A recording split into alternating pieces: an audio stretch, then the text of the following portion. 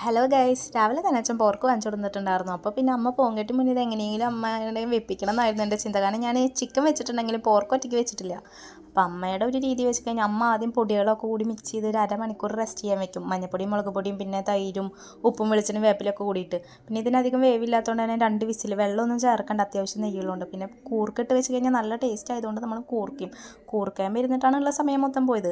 ഈ പരിപാടിയൊക്കെ ആകുമ്പോഴേക്കും അമ്മ പോയിട്ടുണ്ടായിരുന്നു. സബോളയും തക്കാളിയൊക്കെ വഴറ്റി പിന്നെ നമ്മുടെ പോർക്ക് വെന്ത ആ നെയ്യിൽ തന്നെയാണ് കൂർക്ക് ഇട്ടിട്ട് വേവിച്ചത് കേട്ടോ. അതിൽ കുറച്ച് ഉപ്പിട്ടിട്ട് പിന്നെ ഇതൊക്കെ വഴറ്റിയതിന് ശേഷം നമ്മൾ വീണ്ടും പൊടികൾ ആഡ് ചെയ്യുന്നുണ്ട്. കാരണം നേരത്തെ പൊടികൾ കുറച്ച് ആഡ് ചെയ്തിട്ടുള്ളൂ. അപ്പോൾ ഇതിലേക്ക് അമ്മ പറഞ്ഞ അളവനുസരിച്ചിട്ട് ഞാൻ മല്ലിപ്പൊടിയും മുളക് പൊടിയൊക്കെ ആഡ് ചെയ്തു. പിന്നെ നമ്മൾ ഇതൊക്കെ വെള്ളമല്ല കഴിച്ച്, ഇതൊക്കെ അതിൻ്റെ നെയ്യാണ്. നമ്മൾ ഒരു തരി വെള്ളം പോലും ചേർത്തിട്ടില്ല. കൂർക്കയും പോർക്കൊക്കെ തട്ടിയതിന് ശേഷം ഏറ്റവും അവസാനം കുരുമുളക് പൊടിയും മസാലപ്പൊടിയും കൂടി ഇട്ടു. ഇതെല്ലാം കഴിഞ്ഞ് കറി ആയി കഴിഞ്ഞപ്പോഴേക്കും അടുക്കള ഒരു യുദ്ധക്കളമായി ഉണ്ടായിരുന്നു ഗൈസ്. ഇതൊക്കെ വൃത്തിയാക്കാൻ ഞാൻ ഒറ്റയ്ക്കായിരുന്നു. ഇതൊക്കെ വൃത്തിയാക്കിയതിന് ശേഷം ഞാൻ വേഗം ഓടിപ്പോയി കുളിച്ചു. കാരണം കുളിച്ചതിന് ശേഷമാണല്ലോ ഭക്ഷണം കഴിക്കാൻ പറ്റുള്ളൂ. ഭക്ഷണം കഴിച്ചു പെട്ടെന്നായതുകൊണ്ട് നല്ല ടേസ്റ്റ് ഉണ്ടായിരുന്നു. Okay, by.